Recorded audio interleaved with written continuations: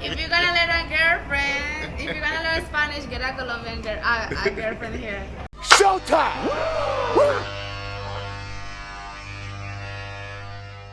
Let me just apologize and say I'm missing about the first 3 minutes of this interview. Paola Sands, the files got corrupted on the original camera.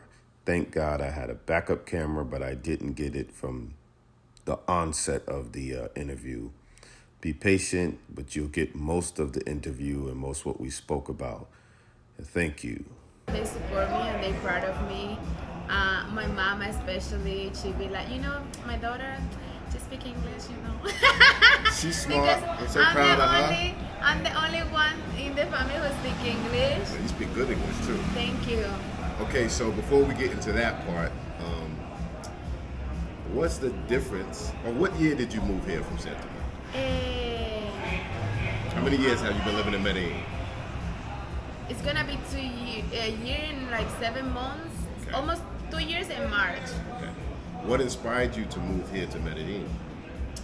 I didn't really have any inspiration, but when I was like little, because I'm a coast person, I love the beach, so I always wanted to live by the coast. However, the only place that I would move to was Medellin. I always had it in my head, and I was, doing a business transition in Santa Marta, and out of the nowhere, I have this job opportunity here to do property management. Okay. And I had the interview with them and everything. They flew me in, and I started working with them with this company. Did you already speak English at that time? Yeah, it was a year and a half.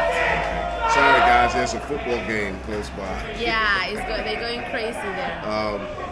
So you had an opportunity to get an interview to work for a company, and then this company was like a real estate company? A property management, like they have their own Airbnbs, villas. It's actually very close from here. Okay, the management company who manage Airbnbs. Similar to like everywhere, they have management companies who manage properties for the owners. Yeah. So when you got this job, opportunity, how did you feel and how was it working that job? I feel like it was a great opportunity because moving to a city is not as hard if you already have settled a job and everything, and it's like losing time, trying to find a place. The opportunity was big. Honestly, I am super grateful with them because they gave me another chance to be in another city. It was a great experience. I've learned a lot. I was able to save good money too, and I think it was definitely a growing experience for me. I grew a lot doing that job. I learned a lot of things. I learned a lot about the market and clients and everything. When you got the opportunity, were you afraid or were you excited? Both? I think we always have this, like, even when we're confident, we still have like that second guessing about ourselves when we are like, am I going to be great at this job? Especially when you have the expectations and you don't know what the job is really about. Like you do, but you don't. Because I've been in the tourism industry since I speak English, but that part was more new to me. So I was a bit nervous, yeah, definitely. Were you doing this type of business when you were in Santa Marta as well? I started an Airbnb in Santa Marta. That was like one of my first into Airbnb things in Santa Marta. Unfortunately, it didn't work for like a couple of reasons. And when I came to Medellin, it was still working. But unfortunately, when I left to move here, things started going not that well, and I had to close it. So, I stayed in an Airbnb in Santa Marta once. The only problem I had is that it didn't have hot water. And when I complained about it, they said, you should have read the details of the Airbnb. And technically they were right. But when you're looking at like 10, 15 Airbnbs, you're trying to decide, you're not going to look at every single detail, And then it was like, well, and I saw later on in some of the comments that people said it didn't have hot water. But is that a thing? Because the guy said, we don't have hot water in Santa Marta. It's hot here. Yeah, that's literally it is. Like for us, it's like who is trying to use hot water in this hot weather? Like, it makes no sense. Americans. Yeah, of course, this is like now this is like studying your clients and realizing it's necessary for them, because even though when it's hot outside, there's always cold in your room because you go with the AC, right? But yeah, that's a problem in Santa Marta. A lot of places don't have hot water, especially for like big chains of hotels like Hilton, Marriott, and like boutique hotels. But this was a nice Airbnb. It was upscale. I thought it was a nice security. Everything was. Yeah. So I was surprised, and it was a really nice Airbnb. I'm surprised it didn't have. Went on to new things. So the business you worked in here, you had an opportunity. How long did you work in there? Because you no longer work there. You now entrepreneur and started your own business. I work with them Roughly like 8 months. 8 months. Yeah. So after 8 months, you decided to go on and do it on your own, or something similar. Yeah. Why did you No, decide? more than going on my own, I think I needed a break because that was a very demanding job. Even when I've learned a lot, it was demanding. Like it was like I didn't have any schedule, so it was 24 hours available, and I to deal with a lot of stuff. So after I worked hard, I was super happy, I was making good money, but I think there was a point where my body was like, yeah, you need a break. So exactly what did you do for the company, and what did you work in the office? Did you work in the field? No. So with them, they have this one big villa, and I was like managing the place, but more like also in the hosting part with the clients. So I was hosting big groups of guys, but we didn't have much girls, but mostly guys. Organizing their itinerary, their Tours and stuff. tours and everything, the experience they wanted to get. Later on, we hired somebody to help me, and then she was doing the experience more directly. But yeah, like making sure, because we were working on this super host, so making sure the clients have everything they need to. You want to keep that super host status. Exactly. Right. Exactly. Okay, so you took a break. Did you already have a plan to what you were going to do next before you took the break? Or you just said, I got some money, I'm going to take a little break, I'm going to do my thing, I'm going to enjoy it. It definitely was that part for me. Mm-hmm. I went to Santa Marta and I went to Barranquilla for some time, and then I came back to Medellin. And I said, yeah, I know the market now, I know everything. People reach out to me on social medias for this type of tourism things. So I'm like, yeah, definitely there is a demand, and I have the knowledge to keep going. So let me just continue to go. I've watched some people on YouTube, they've been interviewed, who've had Airbnb arbitrage businesses in Medellin, and some of them still have it. And I guess the guy said he works out with the owners, he rents the place out full out and then rents it out. But that's also in specific buildings that are allocated, licensed to do Airbnb, right? Some buildings are not. Yeah. So how did you get to the next stage that you're in now? What happened? So I came back to Medellin. I was hosting also groups more independently. I already before with that, when I was in that job, I started an Airbnb.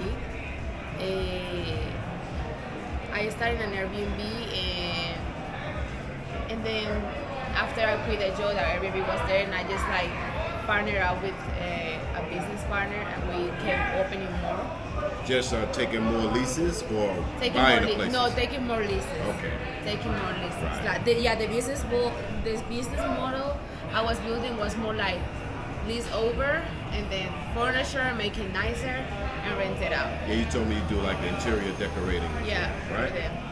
Okay, so how many Airbnbs do you manage at this point? It's complicated. Okay. Roughly 2, 3, so- 5, So 6, and then I was helping another company that managed 25 or something. Okay. Yeah. All So right. I don't manage those directly. I work hand to hand with a company that manage Your assist those them a little places. bit with your knowledge.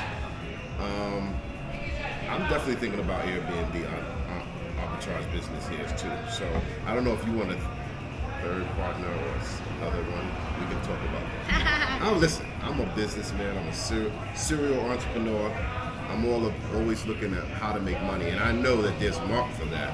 And people always often ask me where to stay, where can I stay, where's it safe, blah, blah, blah. I even had it to a point with one or two Airbnbs that they would give me free nights for every 4 nights that someone booked through me. But that's not enough now. I'm ready to go for the gusto. Of course. So, tell me a little bit more about your other. Well, what are the challenges? Let's stay there for a while. What are the challenges of running an Airbnb arbitrage business here in Medellin? Honestly, actually, I'm not going to talk about it in details right now, but I'm going through a really challenging time of my business for several reasons.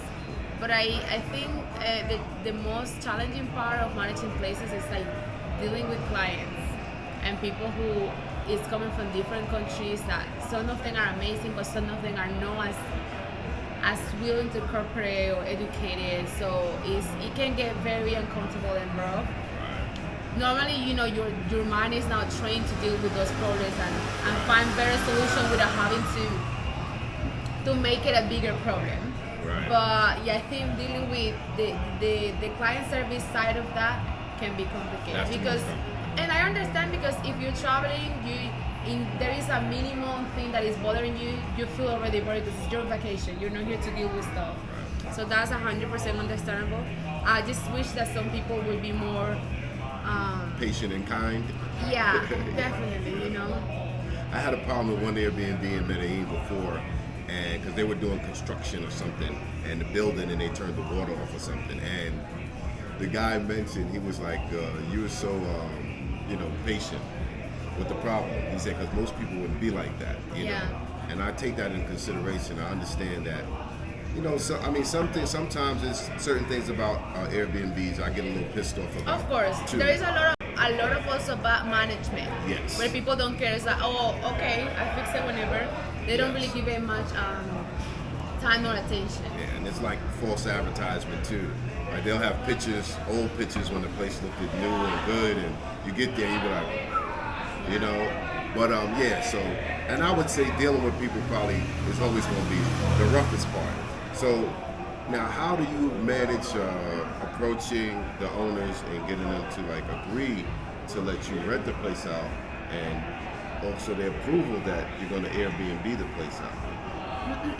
Well, right now this is actually one of the challenges that I'm having with the Airbnbs that I already have. But in general, as an advice, people should be very transparent. Very transparent right now that they're going to use this place for Airbnb and what is their purpose with the place, because you can get into serious illegally problems because for subletting. Plus, when you rent out a place, you sign where you are not allowed to sublet. So if you are transparent and then you do it the right way, it shouldn't be a problem. Right. What advice do you have? What neighborhoods might you recommend? Because a lot of people are afraid when it comes to Colombia, Medellin in particular. People have stopped coming, or they're afraid. I know friends, and I'll be like, Medellin is dope, it's cool. And they're like, no, man, I'm scared. People get robbed. They got the scopolamine thing. There are people who want to come here. What would you say to that? What would you say? Yes, it's a big problem, or it's a small problem, and what neighborhoods would you recommend them staying in? I wouldn't say it's a massive problem, but there is a problem, of course. I recommend people stay in Poblado, Laureles, Envigado, areas. So Envigado is south, Laureles is north, and Poblado is just Poblado. Those places are, in the most part, safe. I think it's also about, if you don't go to places you don't know, if you don't have somebody who's guiding you or actually taking you. I think I was actually laughing with some German guys the other day. Right. Because I was like, first world country people has the most interesting form of tourism. Because sometimes, maybe not United States, but maybe those guys, I was like, in Europe, you don't have a lot of drama or social problems going on when it comes to economy, and because of that, you come here and you wanna go to the wildest comuna in Medellin to see the gang and everything. because I understand you don't have that excitement, but you can trust and believe somebody who goes for a first country. I'm not gonna go to because they asked me, oh, you were in Brazil, were you to the favelas? I already saw poverty in my life. I don't need to go to the most dangerous favela to feel the vibe. And another thing is, I think people has misunderstand a lot of things. They always think that the real culture is only like in the most poor area, and it's not. Like, you don't need to expose yourself to dangers to experience certain things. It's more about being with the right people and being connected to the right person. And don't take offense to this, but that's usually the white tourists. I'm sorry, it's true. Even the YouTubers, they make all their channels about going to the roughest neighborhood and going to the favelas and going into, that's like, and they don't even, maybe they know, but they don't know that for the people there, it's almost offensive that that's what you want to show and that's what you attract. You know, like, I don't do that. You know, I don't need to go and see the worst. Now, I have went on a favela tour, but my channel is not about going to the worst neighborhoods, the dangerous neighborhoods. And I don't know why some of the YouTubers, and I don't know why y'all do that, but it could be offensive. I'm just letting y'all know that people who live there sometimes, even like growing up, I would live in New York, grew up in Harlem, and just when people see people riding on the bus, going through their community, just taking videos and pictures, sometimes you can get a little bit offended. So I understand exactly what you're saying.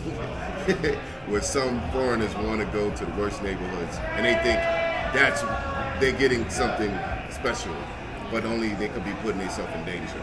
You know what I mean? So, what neighborhoods would you say to stay out of? Because we're not doing that. No, I wouldn't recommend to stay out of no neighbors in general, and especially because I stay to certain areas. I don't know everywhere in Medellin, honestly. Right, that's true. I heard sometimes, oh, like Bello is super dangerous, but I don't know Bello, so I'm not gonna speak over all the people say. Right. But it's more, they consider dangerous to like a really low income areas, but sometimes I believe that low income doesn't mean low, how you say that in English? Low income is not low social, like you can be poor, but that doesn't mean you are gonna rob somebody, you know? You just could be living in poor conditions. Exactly. It Still, doesn't mean you're a bad person, so exactly. I wouldn't judge it in that way. Poor neighborhoods don't mean poor behavior. Yeah, exactly. Yeah. Exactly. So just be careful. Like, and even if they do want to do that, just make sure you are going with the right people. Because even me, I'm Colombian, and I'm not gonna expect myself to go to certain places just because I'm Colombian. No. So as a foreigner, you shouldn't be doing that either. I was gonna say as a gringo, but some people get offense. I don't. Because I know it just means foreigners, slang for it or whatever. But understand it. Okay. What advice do you have for someone who wants to move to Medellin? Because there are a lot of people that want to move here. And then also to piggyback on that question, have you been aware of the whole gringos go home thing? They have some signs, and some of the people here are getting tired of foreigners. They saying they're making the prices go up and so on and so forth. There's definitely a lot of in consequences of gentrification, there has been a lot of xenophobia lately. But it's because, of course, people feel like they are taking the opportunity for them to have a decent lifestyle, because now that lifestyle is going to increase significantly because there's people out there who is willing to pay the prices that they cannot afford. So that is completely understandable.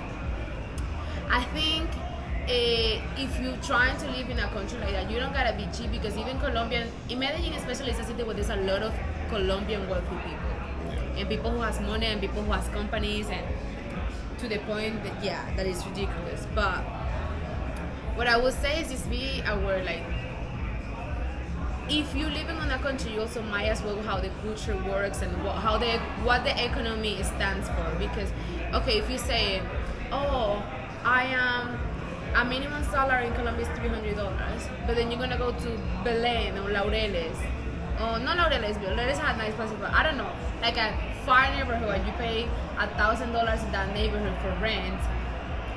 The other owners are gonna think they have the possibility to rent a place for $1,000 a month. So they're gonna do it too and find gringos that are willing to pay that. So it's just being more aware. In Poblado, it makes sense because it's like in Colombia we have social stratos. Yeah. So it's 1 to 6, so Poblado is 6. So you expect a rent in Poblado to be $1,000 and above, but not in those places. So you also you go moving there and damaging like their economy basically. Well, I would say this to that. The people that are renting the places are Colombians. Mm-hmm. So if it's a problem, they're also part of the problem. If you want to look at it that way. Absolutely. But I look at it as it's business. It happens all over the world. Absolutely. If someone can make more money, they're going to. So maybe this is preventing someone else from getting in that place that's a native, but also is boosting up the person who's in that position of ownership. Now, I just rent an apartment. I just went online and found the apartment for the price I wanted to pay. And I went and looked at the apartments. They didn't know if a gringo was coming or anybody. They said, these are available. I went to see them and I picked the one I want and the price range I want. So in that instance, I don't think I was contributing to raising up anything because that was the price for anybody who came. You know what I mean? You mentioned something about the owner as a local person is also contributing to that market to be affected, and I agree with you. However, this is like opportunities. It's a business.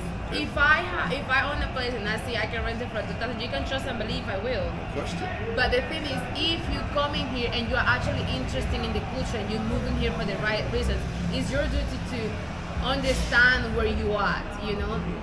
And because there is two different things. You are that person can say you have to pay me $3,000, but if you are conscious of the economy here, you're gonna say hell no. Yeah, I understand what you're saying. Yeah. Hell no. But Like, sometimes you just can might be tell whoever. ignorant though. Exactly. So it's just that's what I'm saying. My advice for people who are gonna move to the country is being aware. Like Research. Yeah, do your research, like and conscious, you know. Yes. I understand what you're saying. I agree. It's your duty, or just now that it's mentioned, to think about possibilities that you could be overcharged, which also leading to the prices going up. Mm-hmm. If you're not aware of what's going on. So yeah, you got to do your research. What's next for you? Any new possibilities for you, or growth, or you expanding in any way? Well, as I say, I'm going through big challenges, like in my business in all the ways it can be. So I'm actually really just sitting with myself right now, to thinking about what am I gonna do. Like everything is good. I just need to really focus on certain things. I would say that, you know. But I think next move is growing my company Ultimate Colombia, which is not the management one, but like the experiences one for medical tourism and tourism. And also I'm trying to get into a different market that is not tourism. Okay. I'm not gonna say it now because people be stealing ideas. I hear you. So tell us a little bit about the tourism you do along with the medical tourism. Tell us a little bit about that. So in the tourism sector, it's more like I host groups. So when they come in here and they need a villa, security, chef, everything they need, transportation 24/7, reservations, and even that, what I'm saying is, if you want to try the local place, we also like do reservations for them in restaurants that are outside of Poblado, if they want to, or if they want like the most luxury experience, we book the nicest, you know, restaurants for them and the nicest villa for them. And then when it comes to medical tourism, we find, you know, good doctors that we can match the wind, and of course the place that where they're gonna stay while they got this treatment. And if they need any type of assistance in their process, like maybe a nurse or maybe somebody who cooks for them, because take care of them while they're here. Exactly. My friend, he got his teeth done here, and he went to the place that the taxi driver brought us to, and he wasn't happy with his teeth. Yeah. So, yeah, you know, you That's got to do another some thing. research.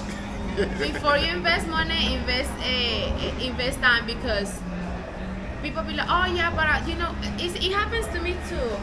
And I was like, and the people like, oh, but why are you charging so much? And I was like, you think because, so the people is because they see the upfront price, is like, but they offer me 300, yeah, but they're not offering you this, and that. And on top of that, now, when you're gonna find those places on your own, or those things that you also need for that on your own, people are gonna overcharge you. So at the end, you end up paying more just because you want to trade, trying to save like $50. And I'm not saying about you need to let people rip you off, just like learn to understand a good deal. Right. Because per se, as an example of that, I have a tour to Guatapé, Colombia, and per person that costs $150. That's a lot. That sounds like a lot, right? Yeah. But if you're gonna, and you can say, oh, but I'm gonna have this company that charge me $100 on me.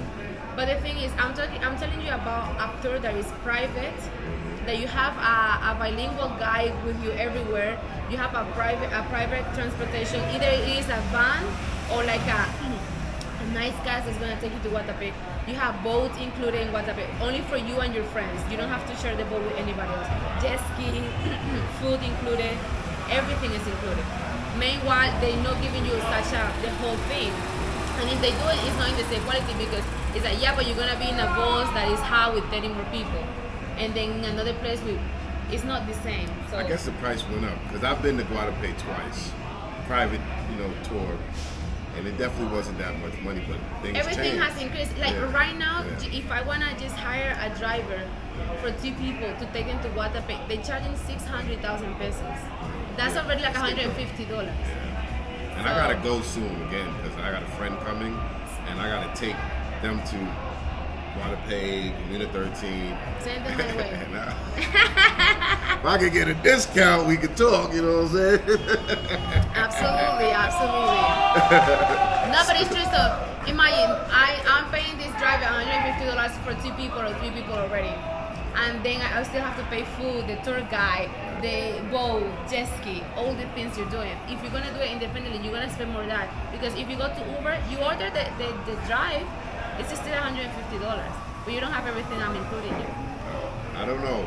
I just had connections at those times, and I did all those tours a couple times. But since like 2019, 2020, it's been a while. So I haven't been back that way. But when you got someone new who's never been here, you want to show them around a little bit. Of course. So I'll end up going back there. But we'll talk about that later. So your name, what's the name of your business? Does it have a particular name? Colombia. Ultimate Colombia. Ultimate? Yeah, Okay. Ultimate Colombia. Okay, I just want to English, be sure. My English is just so you know. No, I just want to make sure that we were getting it right. Ultimate Colombia is your business. Okay, I'll put her contacts and everything in the details. In closing, anything you want to say to people who are interested in coming to Colombia and maybe interested in staying here, moving here, like being an expat, and just your advice. Besides, come to you. Yeah, come to me. And besides that, after you do that, so people who want to live here, what are my advice for them? Yes. Overall. Get a girlfriend, like. If you're gonna let a girlfriend, if you're gonna learn Spanish, get a Colombian a girlfriend here. Oh, she would make I'm you looking speak. for one for sure. I'm looking for one. Definitely be more interactive with local events. That's how you meet people too. Local events, and then people want to be using dating app, which is okay. It's okay. It's true. I've used dating app back in the days, and it's okay. But then, let's say you like to play football. Find your way that you can play with other guys, football here with local guys, and eventually say, hey bro, you wanna go hang out this weekend, and they're gonna introduce you to their female friends. Or if you like, I don't know, any type of things like dance salsa, then you go to a salsa club, everything you will find on the internet is, I think. Oh, that's why I gotta be close. Okay, let's say it again. That if you wanna like find how to meet people besides dating app, is more like going to events and also trying to find people that you like to do the things you Similar like things to do. that you like. Exactly. And then you're gonna be introduced to a social group, you know. Okay, people who likes to play football, people who likes to dance salsa, people who, and then eventually you start meeting people through these events or through these meeting apps. What do you like to do? Me? Yeah. I'm a brunch person. As you see, I ordered a mimosa. That was the first thing. I like to. So I have a group of female friends that we were about like getting ourselves better in all the ways we can. So we normally do getaways or do things, and then we can do picnic. I like to dance too. So I'm not more like a club person, but per se, yesterday there was an Afrobeat event. I was there, but it was an event. You didn't invite me. Cool. I mean, it was a public event. Cool. It's all good. Wow. There was an Afrobeat event. I thought you knew since you knew everything. Everything I never mentioned. said I know everything. Everything I mentioned to you, you knew about it. I have some little experience here, but just a little. Even the comedy thing. Yeah, that was terrible. Oh really? Okay. You see, I didn't know about that stand comedy Yeah, thing. they didn't miss anything. And yeah. Okay.